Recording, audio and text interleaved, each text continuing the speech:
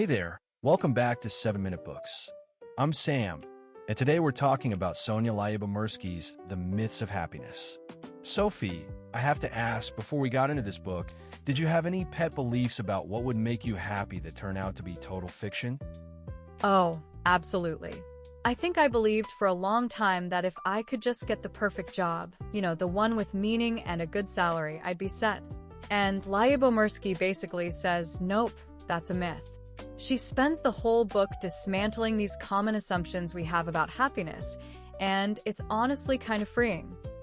It really is. The book opens with this idea that we're all terrible at predicting what will make us happy. There's this term she uses, affective forecasting, and basically we overestimate the emotional impact of everything. Right, that's the impact bias. We think a promotion will make us euphoric for years, and a breakup will devastate us forever. But in reality, the emotional intensity fades much faster than we expect. And that's because of two things: hedonic adaptation and what she calls the psychological immune system. We get used to new circumstances, good or bad, and our mind unconsciously rationalizes negative events. So that new car, after a few months, it's just a car. Exactly. And one of the biggest myths she tackles is marriage.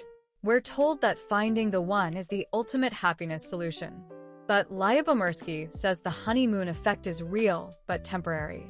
Within a few years, most couples return to their pre-marriage happiness baseline.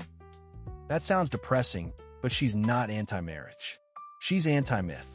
The real key is actively maintaining the connection through gratitude and shared experiences, not just expecting the ring to fix everything. And then she goes after parenthood, which is almost taboo to question. She cites research showing marital satisfaction often drops sharply after the first child and doesn't recover until the kids leave home. The daily grind, sleep deprivation, financial strain, loss of freedom, it's real. Yeah, but she's not saying don't have kids. She's saying manage your expectations. Savor the positive moments, be present, and know that the hard parts are normal. That alone can lift a huge weight off parents who feel guilty for not being blissful 24/7. Right. And then there's money. We all think more money equals more happiness. Lyubomirsky confirms that money does buy happiness, but only up to the point where your basic needs are met. After that, the correlation gets really weak. Because of the hedonic treadmill, you get a raise, you adjust, and then you want the next one. She suggests spending money on experiences instead of stuff, travel, concerts, learning a new skill. Those become part of who you are.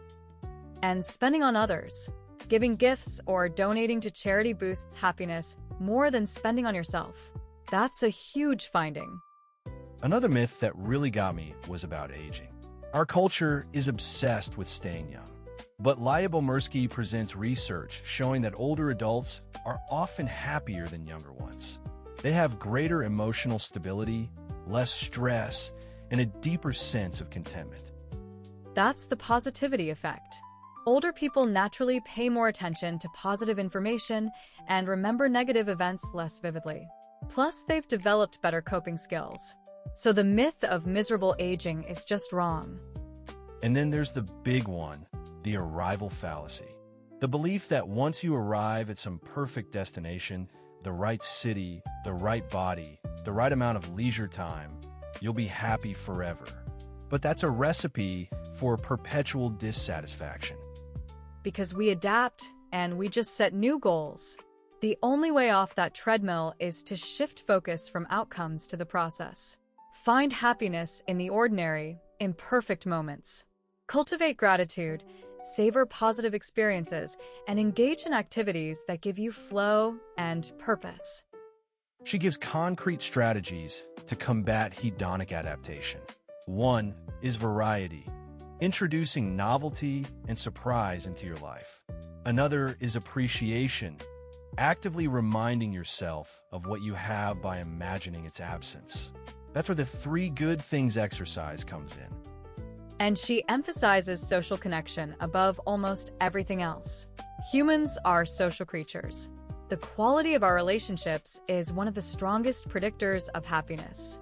We often sacrifice relationships for career or money, but that's a tragic mistake.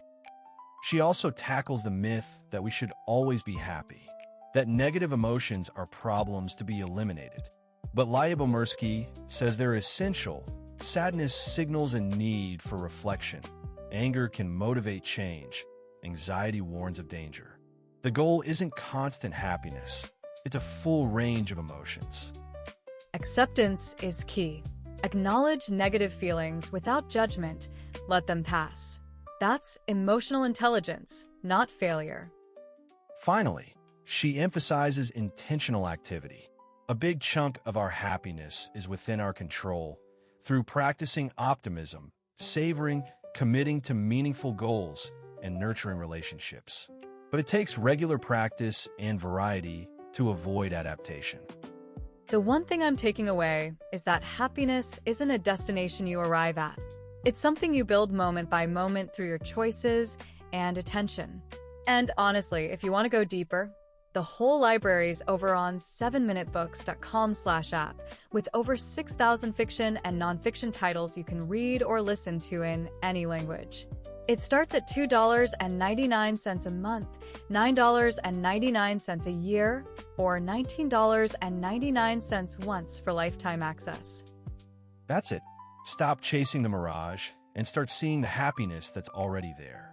Sophie, always a pleasure. Same here.